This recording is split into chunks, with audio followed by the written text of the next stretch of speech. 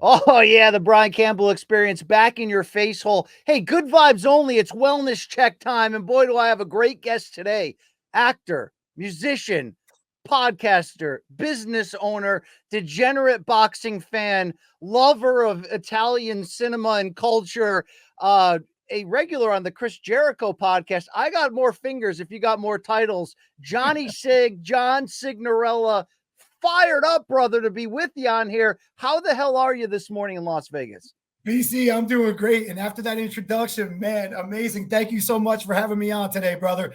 Unscripted, tip to tip. Let's go. That's what we got. 30 minutes or less of friendship, good vibes only. Let's find out how the hell Johnny Sig is doing.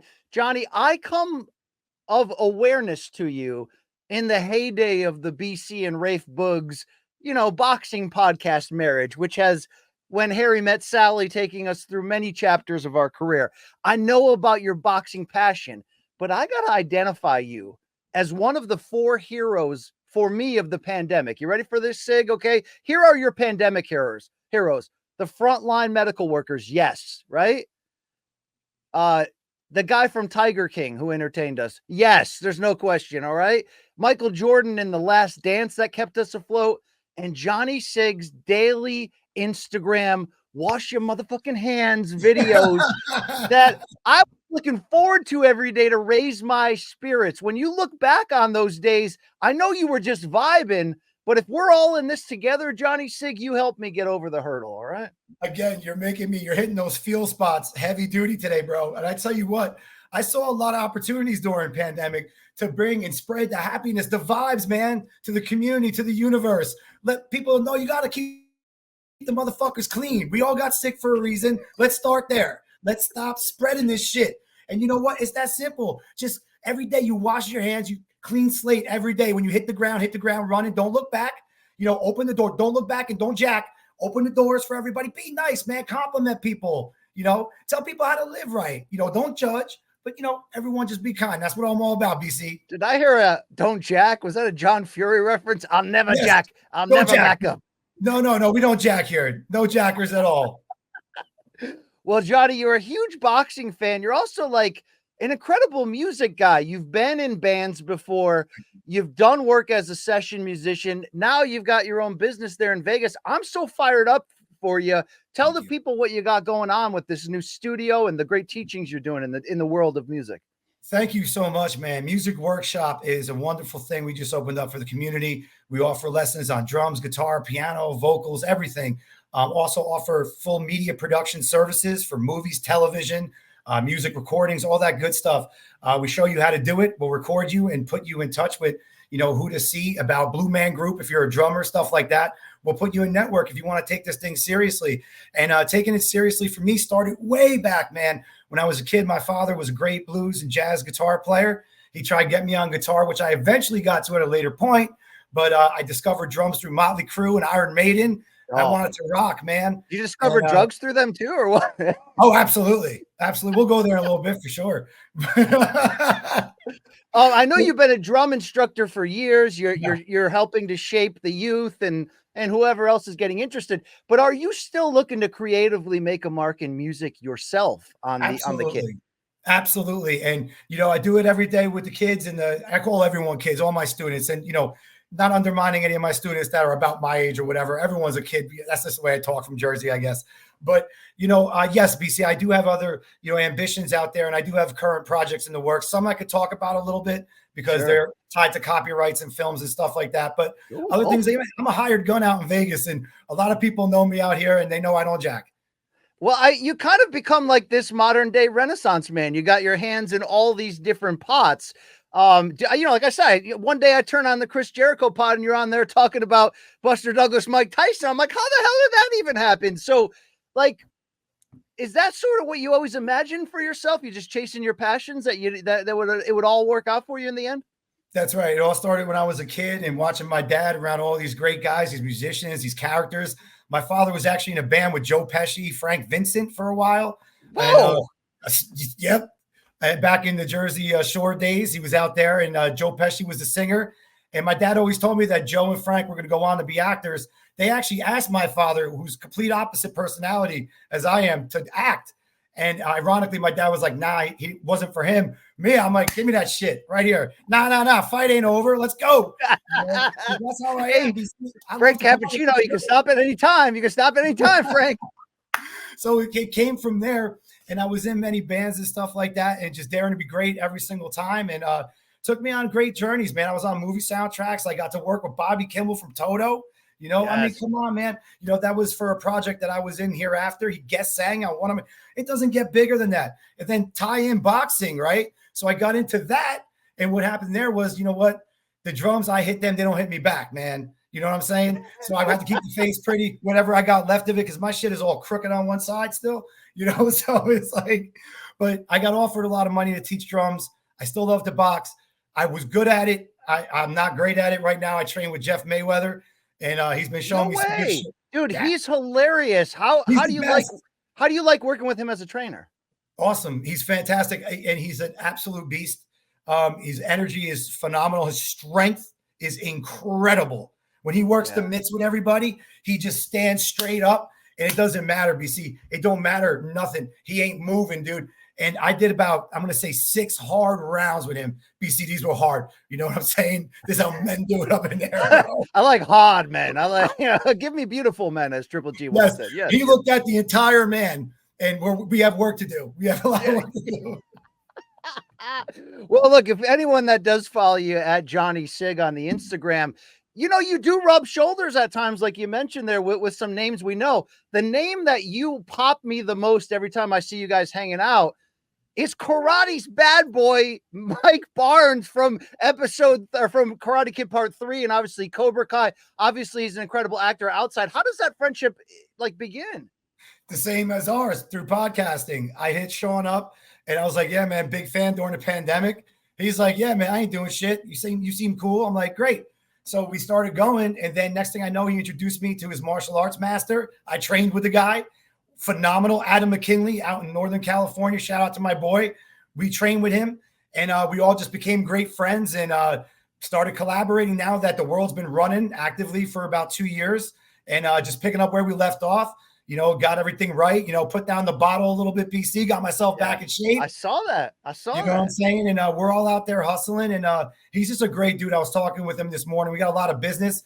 He's actually going to be teaching an acting seminar November 6th at Music Workshop, my business. He's going to be in-house for 3 hours for this seminar. It's limited to 50 people. You can come and train at the Actors Dojo with Karate's bad boy. What's his last name in real life? I keep forgetting. Sean Cannon. Sean Cannon. There you go. There you go. He's done soap opera work, but man, you got to love him. So looking back on the Karate Kid franchise, which I've really loved that they've rebooted this Cobra Kai, that they've made it where like the kids can like it, but it's got the inside jokes for the parents. It's intense. I was fired up when they brought everybody back and relaunched this. And you're like, are they going to get Mike Barnes? They got Mike Barnes across the board. How big did of an impact did those Karate Kid movies have on you? Because like, you can be a martial arts movie fan back in our day of sort of the real serious ones. Karate Kid was more like of a Rocky franchise type thing. But did those hit you hard back in the day too?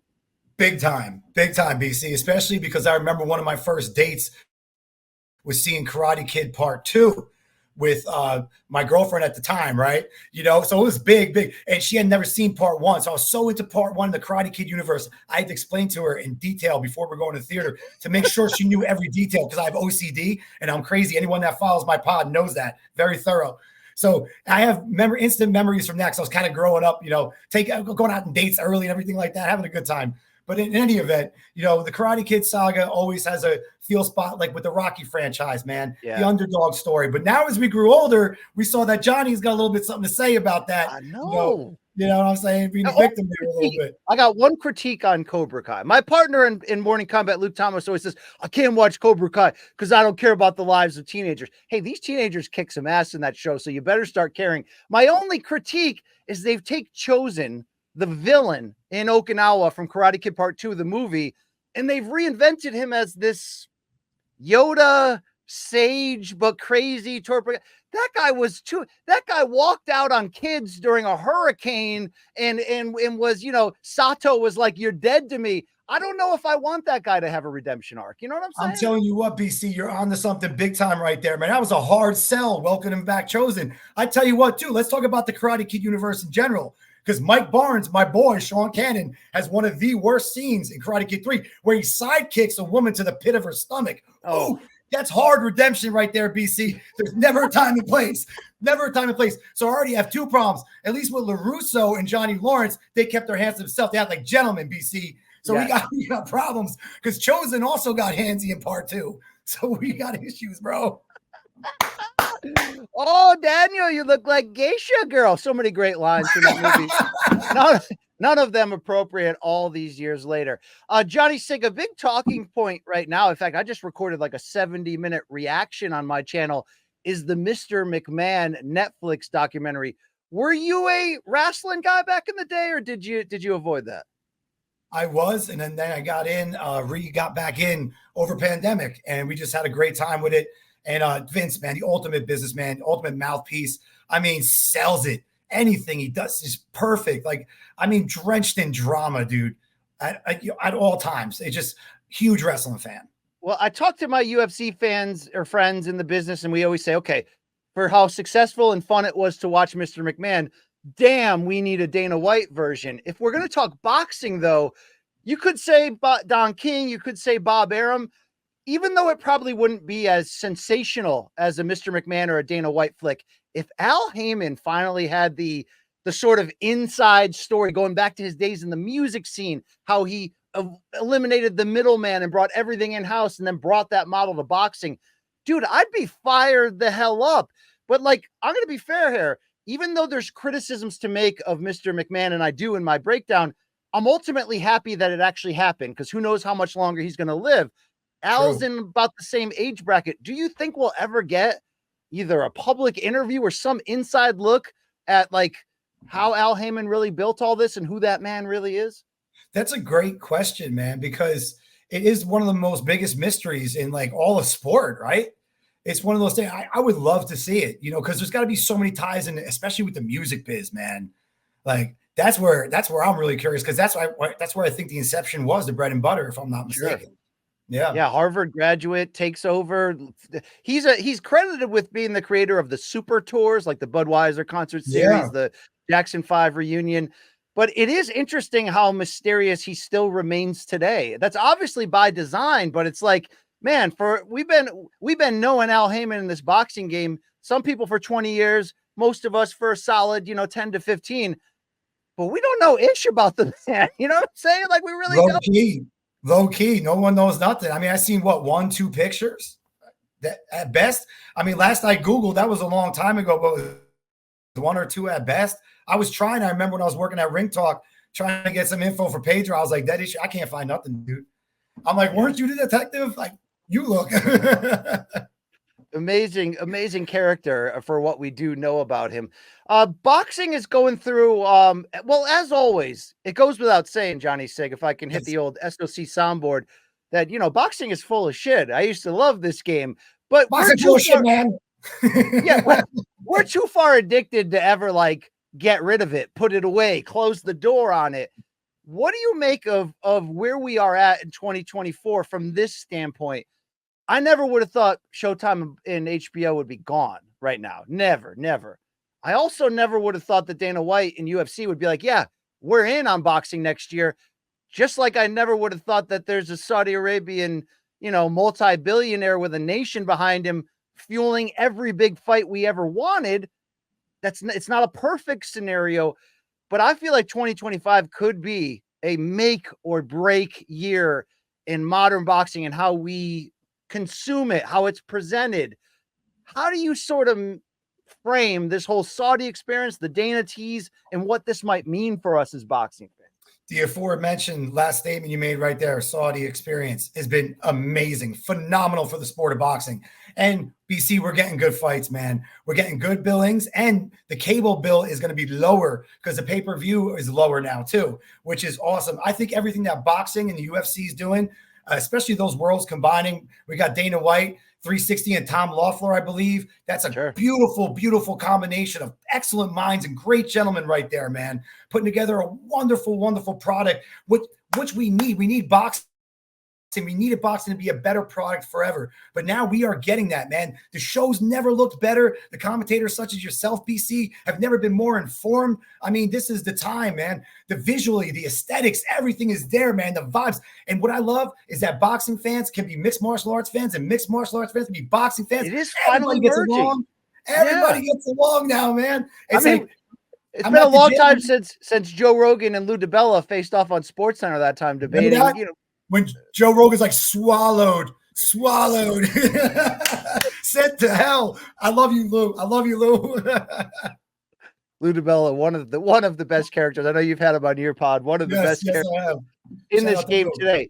Do you get caught up on the other half of it? The whole well, if a journalist is going to lose his head, let's hope it's Coppinger, but let's hope it doesn't happen at all. What do we do about that other half of all this? Because, Dana coming in, you get people saying, well, that's great, but is the pay going to go down? Does that all work itself out in the end?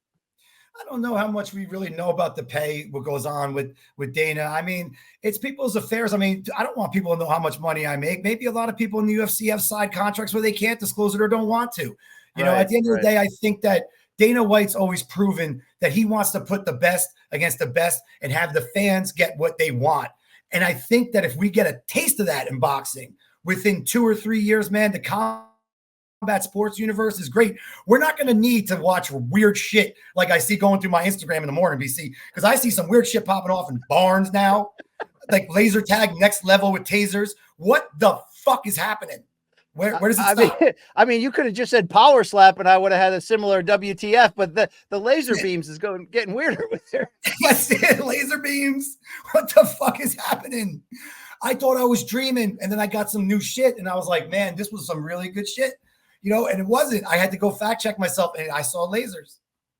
That's wild. That's wild. You're New Jersey bred and born like the young Daniel LaRusso, but he had to go from his roots to Reseda. You've taken your journey in life to Vegas, and I want to give you a chance to defend Vegas, because if you are a traveling partier or journalist or whatever your reason is to cross in, and you only get a taste of the strip, it can get gross. It can get old. It can get weird. It's the Star Wars cantina of modern American life. What is it really like to be a local Las Vegan? What are the good parts about this trip? Oh, it's a beautiful community. It's a city. I'm from a small town, Roselle Park, New Jersey. Shout out. Love the city, town rather.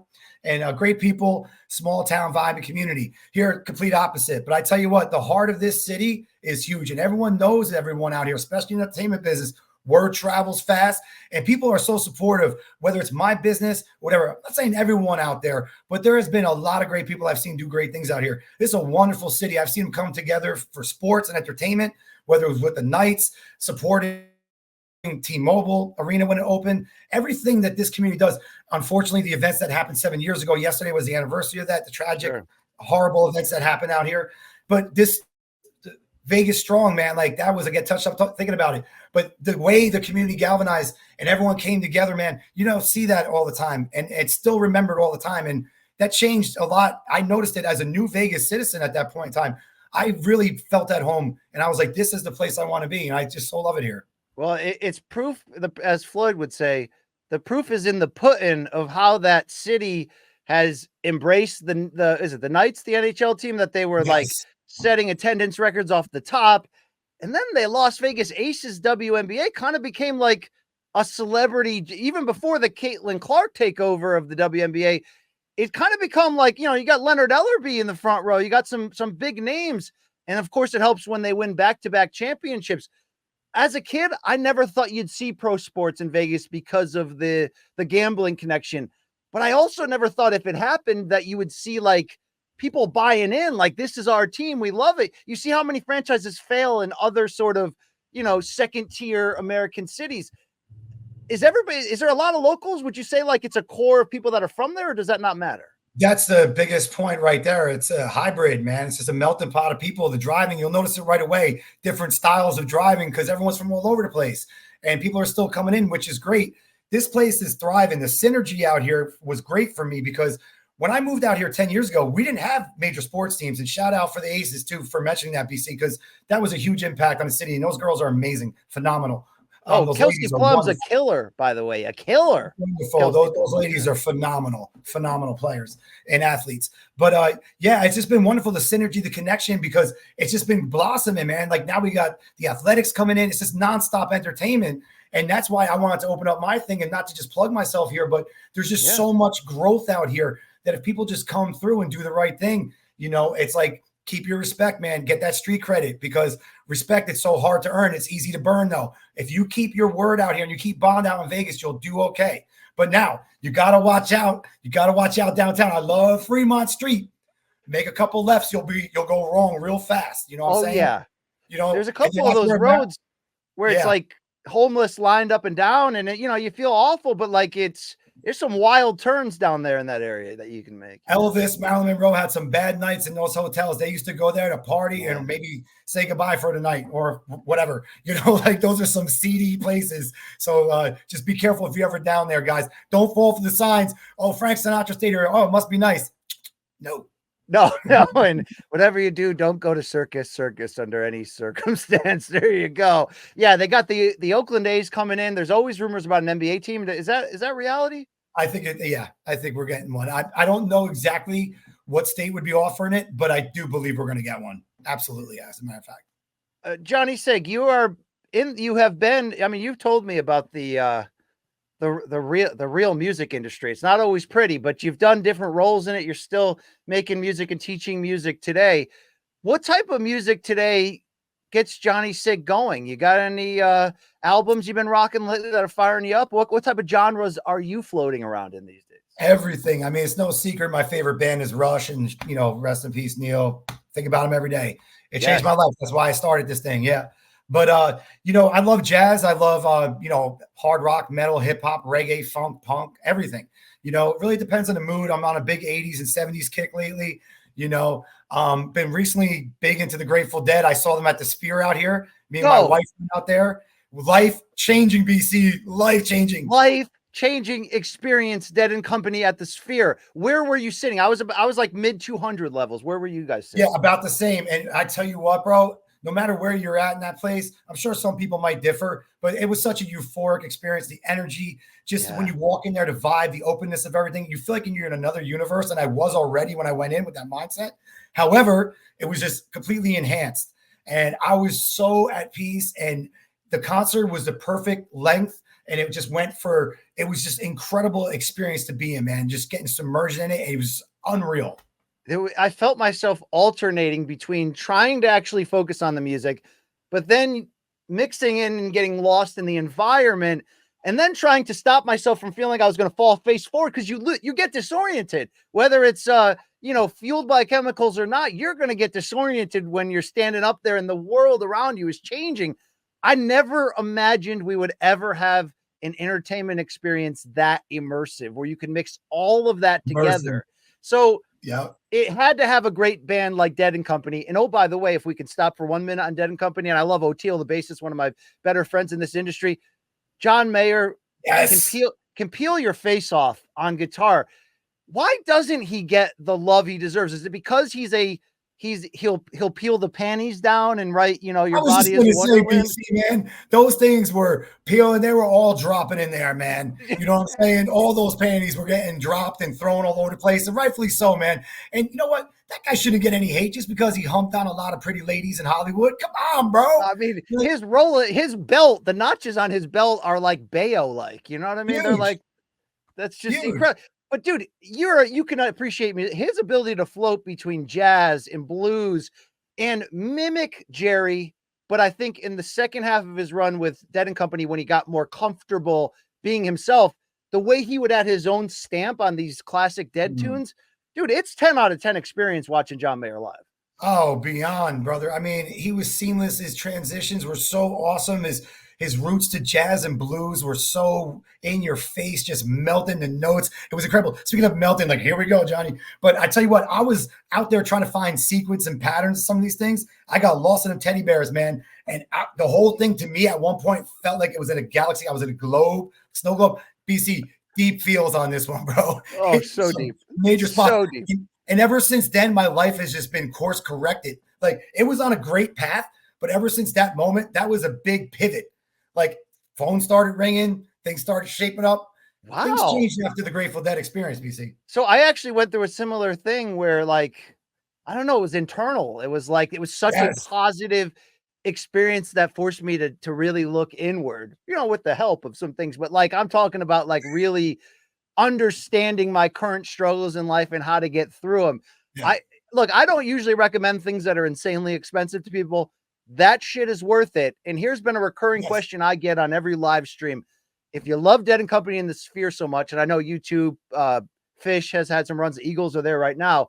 Yes. Everybody wants to know, like, what's the band you believe that could make it the best ever? Some people say Tool, Radiohead. Like, what does Johnny Sig say? Tool. Now, Hands why though? Why? down. Visually and even substances aside, okay? Number one, Danny Carey is one of my favorite drummers. Now, even putting Johnny Sig and what I like aside, artistically, musically, even put that aside for a moment. Visually, that band's music videos, the way they present their album art, everything about them. It's like when you think of Tool, you don't really see the guys. You think of the images, almost like Iron Maiden type, but more visual, more like animated, you know? Imagine that environment with Maynard and all this weird shit going on. Yes. Danny Carey doing his drum thing. All the guys out there hitting those notes, man. You never know who's going to jump on stage. Is Alex Lifeson going to come out from Rush? Who the fuck knows? I'm getting pumped. BC, think about this right now. Now, all of a sudden, you get that. Now you see a Starman from Rush fucking hanging in the background. You hear the Overture 2112 start. Then they go right into fucking Undertow. And then bang, the whole place just goes bottoms out. That would be so sick. So you've already established, and I knew this about you, that you're like a day one-ish Rush guy. That's probably your band. Yeah. Where does Yes fit in your prog journey compared to Rush? You know, compared to nothing does, but they're up there rhythmically, sonically, way ahead of their years. I don't know if anyone's ever caught up, you know, just very different. Like Rush, though, you know, I think the mark of a great prog rock band is the ones that can write hits. A lot of people don't realize the hits, and then like, wait, that's Yes, or that's Genesis, or that's Rush, that's Emerson, Toto. Lake and Palmer, they could give you a hit. They could give you a hit, brother. You a hit. And like Toto to me is like a pop prog band. Sure. And then I'll put on some Toto, and people are like, what is that? I'm like, that's Toto. They're like, fuck. I'm like, yeah, dude. You know, it'll blow your mind. But yeah, man, there's so many different ways to look at prog. But yeah, they're up there. I think the three for me, the biggest influences, Yes, Genesis, and Rush, then Dream Theater eventually into it. Dude, we're gonna have to have Johnny Sig back on the wellness check. We'll do 30 minutes on just Genesis, because that was one of the bands that I missed in the 90s and 2000s during my, like, you know, like your teenage to early adulthood rock, classic rock radio. I just didn't, and I miss prog, to be fair, too, because it's when your only introduction to prog is the over-the-top theatrical excessive sides of it. It's hard to really understand, but if you come through it from psychedelic rock, you know, which kind of merged into prog, and then you come to it from a jazz fusion angle, which is how I entered prog, I got it. I figured it out. Then you go, oh, wait, Pink Floyd's not only a prog band, they might be the best ever, and also Fish. People think Fish is like jam band Dead 2.0. Nah, bro, Fish is a prog band at the end of the day. Like, we got to wake up to this. Absolutely. And for me, as a prog rock guy, it was always hard to find a way to introduce Rush or prog, especially to a girlfriend. You know, I Love You Man almost nailed it. I Love You Man, the movie, almost nailed it when he's like, shows her Limelight, which is a great song. But Rush has so many different things. And first of all, you can't show Rush through a laptop. Guys, that's not going to work. Cell phone's not going to work. You got to fucking put on a big stereo system. Put the headphones on. Yes. Yeah. Get her high or something too, by the way, fellas. This is Johnny Sig's way.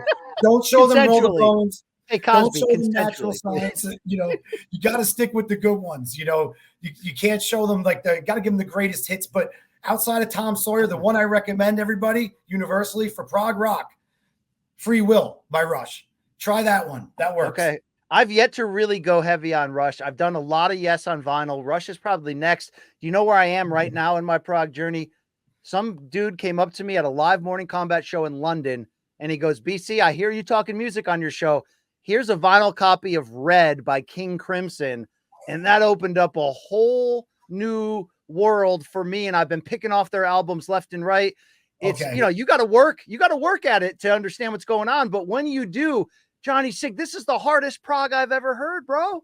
I'm glad you did that first. Okay, that is the hardest prog. You hit the hard. You went right to the back room of the adult store, bro. Yeah, Like I've been there. By the way, with the curtains, yeah, I've been there. Yeah. Like you went all the way back. Like you went down.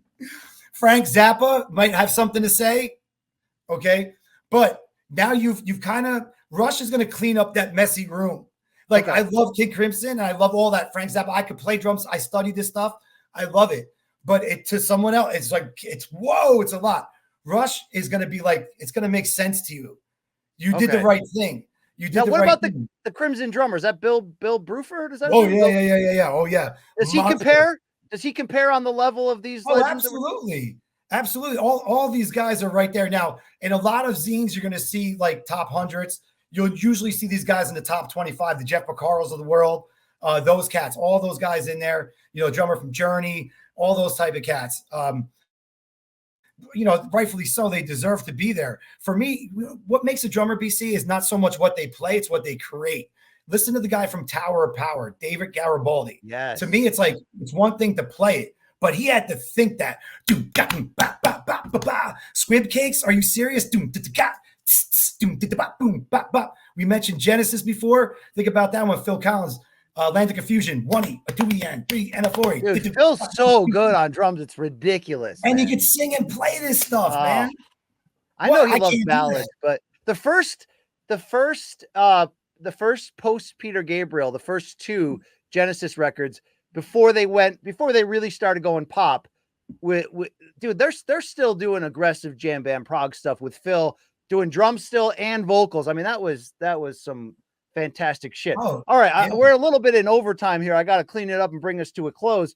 But the debate on drummers when I was growing up was always Bonham versus Moon, and I was more of a Moon guy in that regard. I've become over time due to my just infatuation of Hendrix, and we've talked about this over text. I'm a Mitch Mitchell guy to the core, but you being a Neil Peart, how do you say it? Peart? Neil Peart. I've heard many real ones say, nah, bro. You can love Bonham, but that dude's the GOAT. Why is Neil the GOAT? Again, he cleaned them up and he added to it. He had a lot more structure. Neil didn't really syncopate. He syncopated his patterns heavily, but he kept them very consistent. He kept them very clean, very mathematical, brought in the odd times, just expanded the imagination, if you will, of the rawness. But Neil brought in so much of a contrast of the power and the finesse and the sound and the fury, the balance of creativity. He made drummers seemingly and rightfully so intelligent to the mainstream. The dumb drummer jokes pretty much stopped with Neil. David Lee Roth used to make those jokes about Alex Van Halen. He's like, keep in mind, folks, this man takes a stick and hits a thing for a living, they used to say. But you're right. The prog guys did get it right. Johnny Sig gets it right. This is just the beginning, Johnny Sig. You're gonna have to make another comeback here. But I want to give you a chance to tell the folks again about your podcast, about your new business, about what's going on, because the Johnny Sig empire is taking over, whether the people are ready for it or not. All right. BC, thank you so much, man. Those kind words mean a lot to me. And you can find me at Johnny Sig anywhere, the YouTubes, the Twitters, or X's, whatever we call them nowadays, the OnlyFans. No, just kidding. But no, for real, at Johnny Sig, you'll find me anywhere. Your Only Pipes account will only come when you need it financially. And I won't disrespect you at that point. Johnny Sig, John Signorella, thank you for your time. Like and subscribe to what we're doing here on the BCX. It's only going to get better from here on out. Hope you guys are doing well. Be well. Take care of yourselves up here. We love you.